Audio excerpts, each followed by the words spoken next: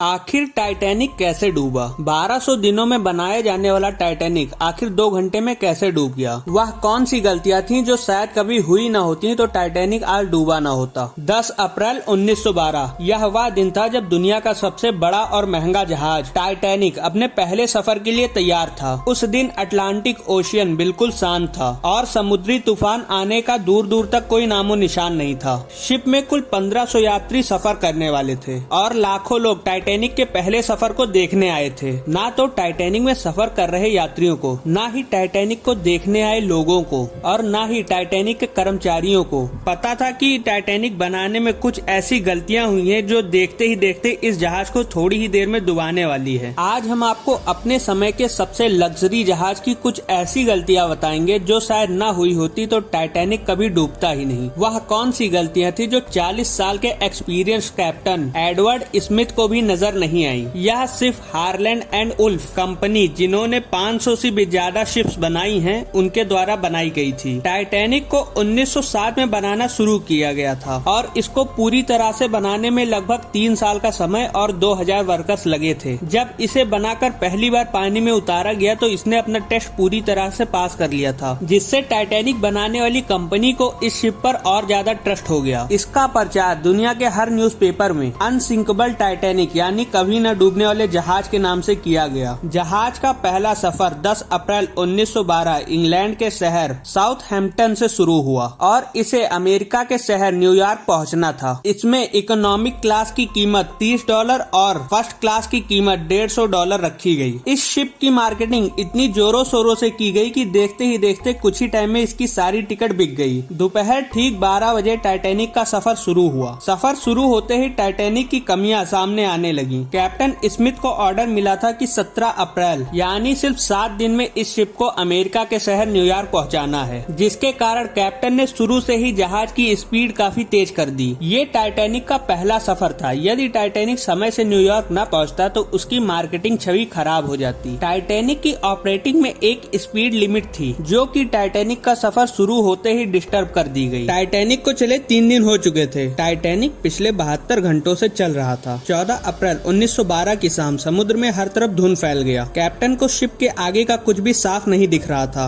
उसी रात एक और जहाज जो टाइटैनिक से थोड़ी ही दूर पे सफर कर रहा था, उसके कैप्टन ने वायरलेस से टाइटैनिक के कैप्टन को समुद्र में तैर रहे चट्टानों के बारे में बताया। एक्सपर्ट का मानना है कि उन्होंने कम से कम 6 बार इन्हें वार्निंग दी थी, लेकिन वायरलेस एक्सपर्ट की लापरवाही के कारण यह वार्निंग उनसे मिस हो गई। अगर इस वार्निंग को नजरअंदाज न किया गया होता तो शायद टाइटैनिक कभी डूबा न होता। जहाज की स्पीड बहुत ज्यादा थी और उन्होंने एक इम्पोर्टेंट वार्निंग मिस कर दी थी। टाइटैनिक देखते ही देखते आइसबर्ग के रेंज में बढ़ता जा रहा था, लेकिन अभी भी टाइटैनिक को बचाया जा सकता था कि जहाज के पहरेदार अभी भी निगरानी कर रहे थे, जो कि किसी भी आइसबर्ग को दूर से ही देख के कैप्टन को बता देते। लेकिन इनके पास दूरबीन न होने के कारण यह दूर की चीजें नहीं देख पा रहे थे और यह उनकी बहुत बड़ी गलती साबित हुई। कैप्टन को आइसबर्ग की सूचना पहरेदारों से तब मिली जब आइसबर्ग उनके बिल्कुल सामने था। अटलांटिक ओशियन में अक्सर ऐसे आइसबर्ग का सामना करना पड़ता है, जिसे बड़े बड़े जहाज आराम से हैंडल कर लेते हैं। कैप्टन स्मिथ ने भी यही सोचा कि वह इस आइसबर्ग को आराम से हैंडल कर लेंगे। आइसबर्ग की सूचना मिलते ही कैप्टन ने जहाज के इंजन को बंद करने का आदेश दिया, साथ ही साथ जहाज की दिशा भी बदलने का आदेश दिया। कैप्टन स्मिथ ने अपने तरफ से पूरी कोशिश की, लेकिन टाइटैनिक से आइसबर्ग का फासला इतना कम रह गया था कि कुछ भी कर पाना संभव नहीं था। आइसबर्ग टाइटैनिक के सेंटर से टकरा गया, लेकिन टाइटैनिक के बचने की उम्मीद अभी भी बाकी थी। कैप्टन और बाकी क्रू मेंबर्स को अभी भी लग रहा था कि शायद यह आइसबर्ग टाइटैनिक को नुकसान न पहुंचा पाए और टाइटैनिक से लड़का स्वयं ही टूट जाए। और शायद होता भी ऐसा ही यदि टाइटैनिक के ऊपर जो रिबिट्स लगी थी वो स्टील की बनी होती, लेकिन वो कास्ट आयरन की बनी थी।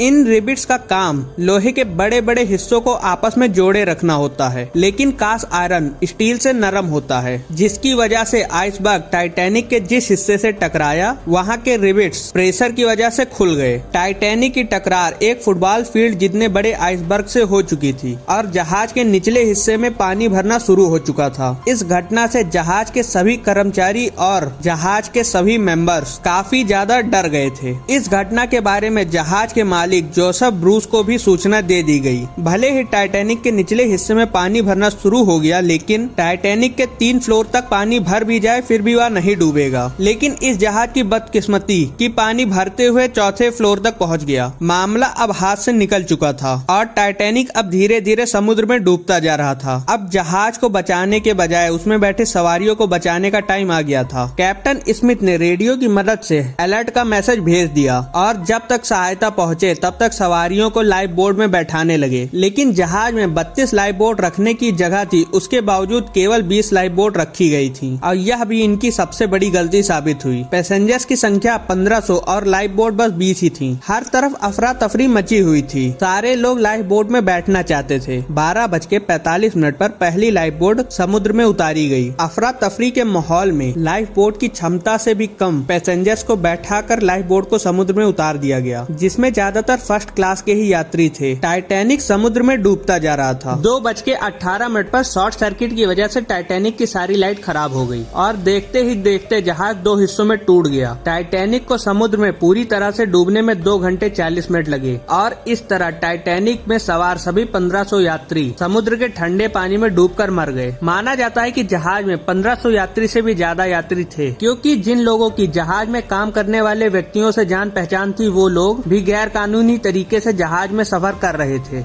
इस घटना में बच जाने वाले ज्यादातर लोगों में औरतें और बच्चे थे। कैप्टन स्मिथ वह आखिरी इंसान थे जिन्होंने टाइटैनिक के पूरा डूब जाने के बाद समुद्र में छलांग लगाई। अगर आपको यह वीडियो पसंद आई हो तो वीडियो को एक लाइक और चैनल को सब्सक्राइब कर लें।